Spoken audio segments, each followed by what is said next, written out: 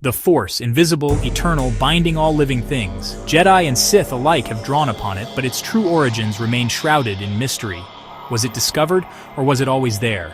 Did mortals shape the Force, or did the Force shape them? Tonight, we follow the canon threads, across ancient Jedi worlds, mystical prophecies, and hidden realms, to uncover what Star Wars reveals about the beginning of the Force.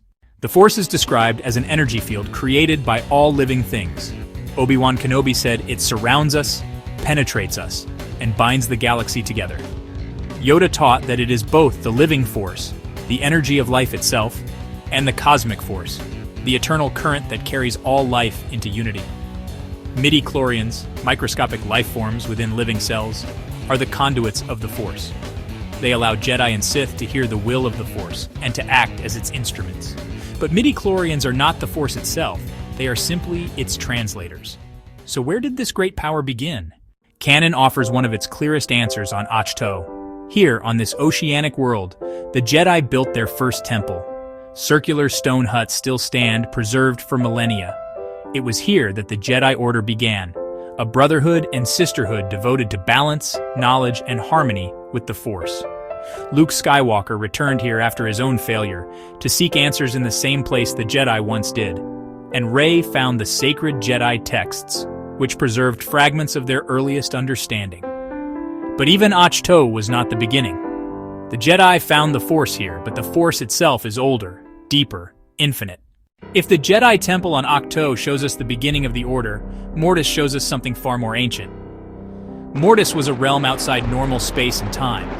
There, three beings, the Father, the Daughter, and the Son, embodied the balance of the Force. The Daughter was the light side, the Son was the dark, and the Father kept them in harmony. Anakin Skywalker was tested here. The Father believed he might be the chosen one, destined to bring balance. Mortis reveals that the Force is not just an energy field. It is mythic, primal, embodied in beings that exist beyond our galaxy. But even Mortis was not the beginning. In his final days, Yoda sought the deepest truths of the Force. Guided by the spirit of Qui-Gon Jinn, he traveled to a hidden world, the wellspring of life. Here, Yoda encountered the Force priestesses, mysterious beings who existed as shifting masks of joy, serenity, anger, confusion, and sadness. They revealed the truth of the cosmic force and taught Yoda how to preserve his consciousness after death. The wellspring is described as the very font of life, the origin point of the Force's eternal flow. It is not a temple, not a shrine, but the Force itself revealed.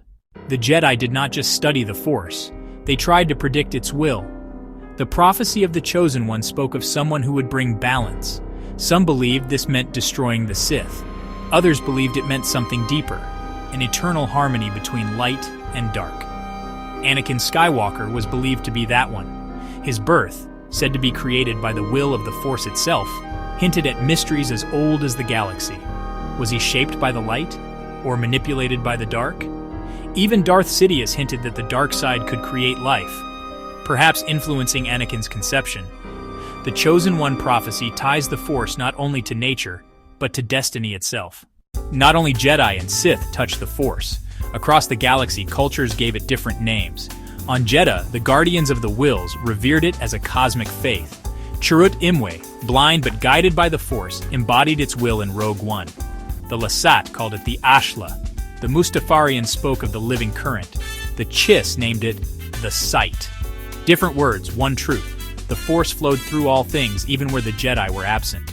The mystery of the Force's origin is not one of ownership. It belongs to no single order. From its earliest mysteries to its darkest secrets, the Force is always spoken of in terms of balance. The light gives life. The dark feeds on death. The Jedi sought harmony, the Sith domination. But what if both are inevitable? What if the Force is not meant to be one or the other, but both? The Daughter and the Son on Mortis, the living and the cosmic, creation and destruction. The Force is not good or evil. It is everything. The origins of the Force remain a mystery. The Jedi traced it to Ahch-To, to Mortis, to the wellspring of life. Cultures across the galaxy gave it names, rituals, and faiths. And still, no final answer is given. Perhaps that is the point. The Force is not a puzzle to be solved, but a current to be followed. To know its true beginning would be to define it, and the Force, by its nature, resists definition. So we are left with the greatest mystery of all. The Force has no single origin because it is origin itself. Life creates it, it surrounds us, it binds the galaxy together, and it always will. This has been Unlocking Lore. Subscribe to join us as we uncover the mysteries of Star Wars history, one legend at a time.